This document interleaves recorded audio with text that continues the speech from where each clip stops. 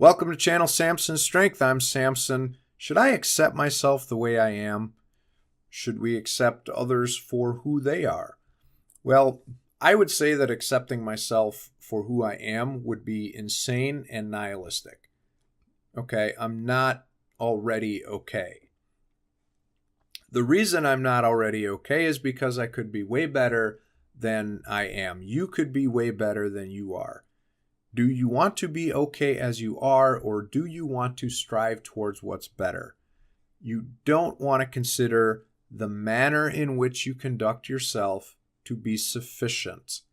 And there's an almost existential risk here because basically when we do that, we're rejecting the very concept of qualitative differences. Okay, there is a difference between good things and bad things, between evil things and great things, and we need direction and the possibility to move upward.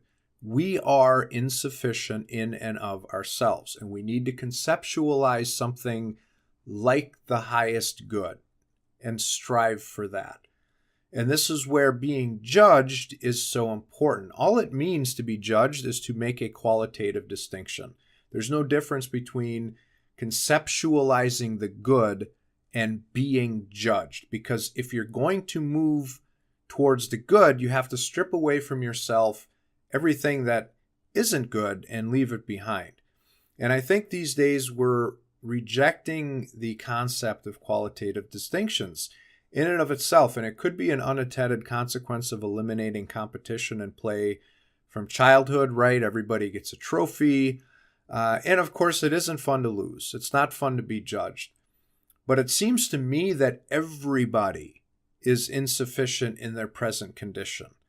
But if you remove qualitative distinctions, then there's no possibility for redemption.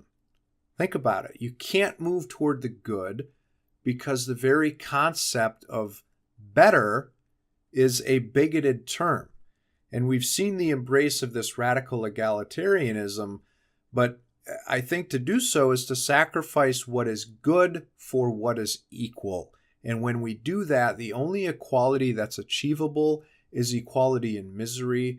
And we'd basically be admitting that we're all unredeemable, right? And that's probably the worst thing you could believe about yourself, that you can't be redeemed. You can be redeemed. You can be better than you are. Now, we all have heard this phrase, judge not, but that's actually only half of it. Judge not, lest ye be judged. Right? Now, I like being judged, not because it feels good, not because it's fun, but because it helps make me a better person. And in being judged and knowing how it feels, I'm very careful when I judge other people because I don't want to hurt other people. I want to help other people.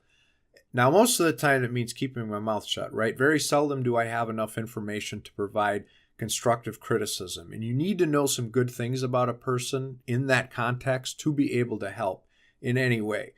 So start with the good stuff and then try to work in, that which could be better, right? So the idea is to be optimistic, positive. Life is like a series of games, let's say. And the best way to approach life is to set yourself up in a way that allows you to play as many games as possible. So if I play 100 games and I win 10% of them, for example, I would be 500% more victorious than the guy who's undefeated after playing twice, right? So the idea of accepting yourself the way you are is basically quitting. It's just, well, I'm not going to play anymore. And that's a terrible way to live. People that try living like that are usually spending a lot of energy trying to convince themselves that they're right. And I think this basically is what we see on social media with people, putting themselves out there with pictures of themselves in swimsuits or whatever, and we're not supposed to fat shame them, right? Now, I agree and I disagree with that. First of all, a lot of shaming that I see is of women that are perfectly healthy. Now, 50% of millennials are overweight or obese, right? So there's a lot out there to judge. But our standards when it comes to publishing revealing photos isn't realistic. A healthy woman has curves.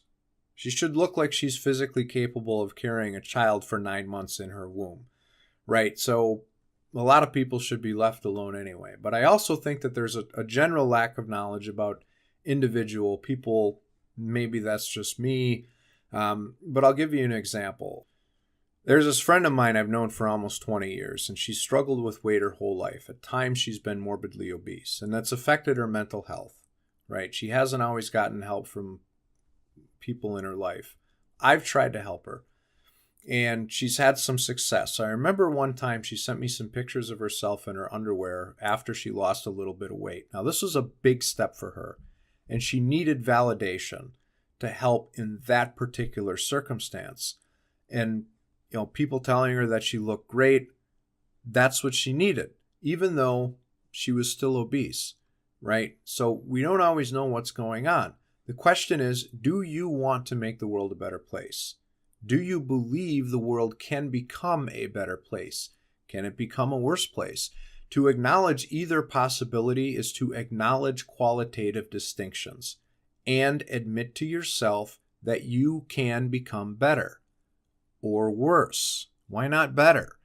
You just need a little bit, a small step forward. It's easy to see how those around us might be able to be better. Why can't we look at ourselves with the same critical eye? If I want to make the world a better place, I need to start with myself.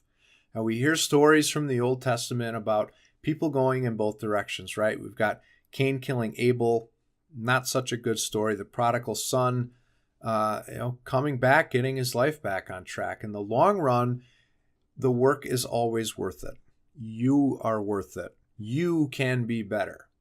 I'm Samson. Please like this video, subscribe, check out my other social media. I'll see you next time.